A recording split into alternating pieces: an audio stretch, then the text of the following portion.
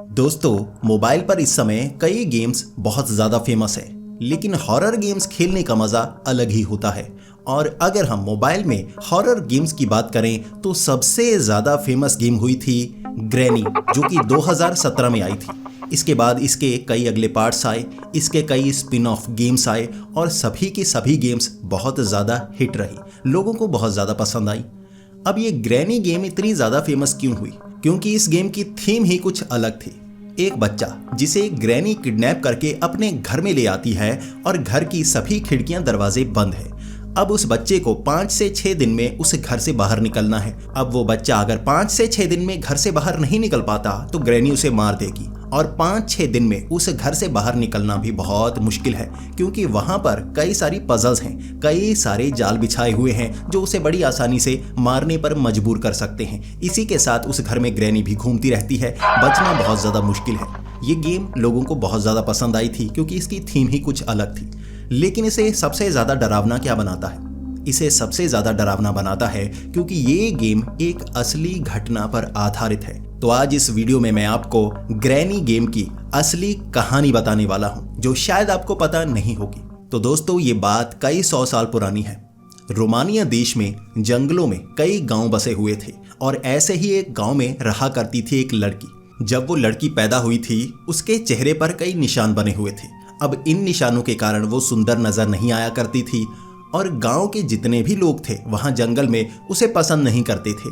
इसलिए बचपन से ही वो काफ़ी ज़्यादा निराश रहा करती थी। धीरे धीरे वो बड़ी होती गई और उसकी निराशा बढ़ती गई, क्योंकि बाकियों से वो बहुत भद्दी नजर आने लगी थी। अब एक समय ऐसा आ गया जब सभी गांव की लड़कियां, लड़के, बूढ़े बुजुर्ग उसे बहुत ज़्यादा तंग करने लगे थे। अब उसके पास कोई रास्ता नहीं बचा था, उसके पास बस एक ही रास्ता था, वो था गाँव को छोड़कर जाना। लेकिन जंगल में वो अकेली रह भी नहीं सकती थी, इसलिए मजबूरी में उस गाँव के बिल्कुल पास में वो रहने लगे। लेकिन गांव वाले कितने बदतर बन चुके थे कि बार बार उसे तंग करते, उसे कुछ खाने पीने नहीं देते, उसकी फसल खराब कर देते और कभी कभी उसके घर में आग भी लगा देते। अब ऐसी कई आग उसके घर में लगाई गई, जिस कारण उसका शरीर भी बहुत ज़्यादा झुलस गया था। वो पहले ही सुंदर नज़र नहीं आती थी और अब और भी ज़्यादा भद्दी लगने लगी थी, क्योंकि उसके चेहरे पर भी कई जले के निशान बन गए थे। अब वो जवान ज़रूर हो चुकी थी, लेकिन देखने में ज़रा भी सुंदर नहीं थी। इसके बाद उसे लगा कि गांव के पास रहने में कोई फायदा नहीं है, इसलिए वो जंगल के अंदर चली गई। अब जंगल के अंदर उसे एक बहुत बड़ा घर नजर आया। अब वो घर अकेला था, यानी आसपास कोई और घर मौजूद नहीं था। अब उस लड़की के पास रहने के लिए कोई जगह नहीं थी, इसीलिए मजबूरी में बारिश वाले दिन उसने उस घर का दरवाज़ा खटखटाया। वो पिछले 2-3 दिनों से भूखी थी, खाने के लिए उसे कुछ मिला नहीं था, इसीलिए वो उस घर के पास पहुंची। जब उस घर का उसने दरवाज़ा खटखटाया, उसके अंदर से एक नौजवान निकला। अब वो नौजवान का चेहरा भी थोड़ा सा जला हुआ था, वो ज़्यादा सुंदर नहीं नजर आता था। अब दोनों बैठकर बातें करने लगे। उस लड़की ने अपनी मजबूरी बताई, इसके बाद उस लड़के ने अपनी मजबूरी बताई। उस लड़के का कहना था वो भी अपने गांव में सुंदर नज़र नहीं आता था, इसलिए कोई भी लड़की उसको पसंद नहीं करती थी। उसकी शादी की उम्र हो गई थी, उसके माँ बाप पहले ही मर चुके थे, इसीलिए वो अकेलेपन को महसूस करने लगा और जंगल में आकर उसने ये घर बनाया। उसके पास पैसे काफ़ी थे, जिससे उसने ये बड़ा सा घर बना लिया। इसके बाद अब वो लड़की भी उसी घर में रहने लगी, अब वो लड़का भी उसी घर में रहता था। दोनों धीरे धीरे एक दूसरे को पसंद करने लगे। भले ही दोनों के चेहरे खूबसूरत नहीं थे, लेकिन दोनों की पसंद लगभग एक जैसी थी, इसीलिए दोनों में प्यार हो गया और दोनों ने शादी कर ली। अब दोनों ने शादी तो कर ली थी, लेकिन काफ़ी समय तक दोनों के बच्चा नहीं हो रहा था। इसके बाद उन्हें लगा कि उनके शरीर में कोई कमी है, या भगवान ने उन्हें ऐसे ही बनाया है जिंदगी भर तड़पने के लिए। इसके बाद वो जो आदमी था, उसे लगा कि भगवान हमारी इच्छा पूरी नहीं कर सकता, इसीलिए हमें जादू का सहारा लेना पड़ेगा। वो काला जादू करने लगे और ऐसी शक्तियों को पाने लगे जिससे वो एक बच्चे को जन्म देंगे। लेकिन उस बच्चे के जन्म के साथ साथ काली शक्तियाँ उस घर में भी आ जाएंगी, उनके ऊपर भी उनका वास हो जाएगा। उन्हें ये बात अपनानी थी, लेकिन उन्हें एक बच्चा चाहिए था। आखिरकार उन्होंने काली शक्तियों से वो सौदा किया, जिसके बाद उनके एक बच्ची का जन्म हुआ, जिसका नाम था हेलिना, जिसे एंजेलिना भी कहा जाता है।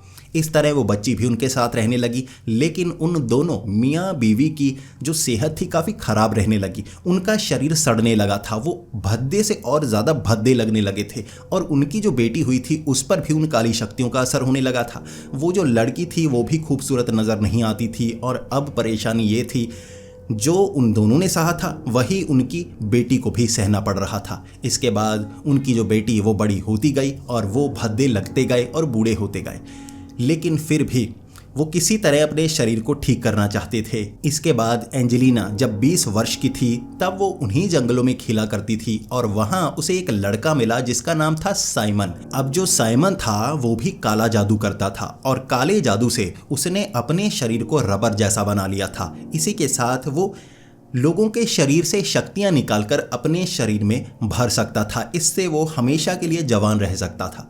अब जो साइमन था वो देखने में ज़्यादा सुंदर नहीं था और उसका चेहरा बिल्कुल सपाट था, जैसे कोई अगर दूर से देखे तो आंखें, नाक, मुंह नज़र ही नहीं आता था। इस तरह एंजेलिना उसे साइमन से प्यार हो गया और जो साइमन था वही स्लेंडर मैन था, जो उन जंगलों में घुमा करता था और बच्चों को बहकाकर गांव से ले जाया करता था और जंगल में मार दिया करता था। उनकी शक्ति से अपने शरीर को हमेशा के लिए जवान किया करता था, लेकिन उन काली शक्तियों ने उसके दिमाग पर असर डाला था और वो सब कुछ भूल गया था। इस तरह एंजेलिना और साइमन एक साथ रहने लगे और दोनों ने शादी कर ली। अब उनकी शादी के 1 साल बाद ही उनके एक बच्ची हुई जिसका नाम था स्लेंडरीना। अब वो बड़े घर में ग्रैनी ग्रैंडपा, जो कि वो पति पत्नी थे, वो भी वहीं रहने लगे। अब उनकी बेटी एंजेलिना और उसका पति साइमन भी वहीं रहने लगे। अब उनकी एक बेटी हुई थी स्लेंडरीना, वो भी यहीं पर रहने लगी। अब घर को एक शाप सा मिल गया था कि जितने भी इस घर में पैदा होते थे सभी भद्दे और बदसूरत पैदा होते थे और धीरे धीरे काली शक्तियां इतनी ज़्यादा बढ़ती गई कि जो स्लेंडरीना थी वो सबसे भयानक नजर आती और हर किसी में अलग अलग शक्तियां थी और वो खून के प्यासे से रहा करते थे। लेकिन उनकी उम्र बढ़ रही थी, ग्रैनी ग्रैंडपा बूढ़े हो चुके थे और धीरे धीरे उनका शरीर खत्म होता जा रहा था। इस तरह जब स्लेंडरीना थोड़ी सी बड़ी हुई तो उसे लगा कि अब उसके पास कोई रास्ता नहीं है, ग्रैनी ग्रैंडपा मारे जाएंगे और धीरे धीरे एंजेलिना, साइमन, स्लेंडरमैन यानी कि वो भी मारे जाएंगे। तो स्लेंडरीना ने एक तरकीब लगाई। वहाँ एक बड़े से किले में एक वैम्पायर रहा करता था और स्लेंडरीना बार बार उस किले में जाने लगी और वो जो वैम्पायर था जिसे कॉफिन मैन कहा जाता है, उस कॉफिन मैन को स्लेंडरीना से प्यार हो गया। अब उस कॉफिन मैन को भी वो शादी करके उसी घर में ले आई।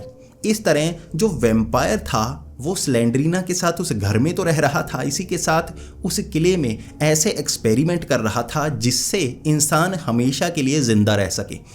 तो पूरे के पूरे परिवार ने, यानी कि ये पूरी फैमिली बन गई ना, इन्होंने एक प्लान बनाया कि जो स्लेंडरमैन होगा वो गांव में घुमा करेगा, बच्चों को बहकाकर लाया करेगा। अब वो बच्चे उस घर में पहुंचा करेंगे।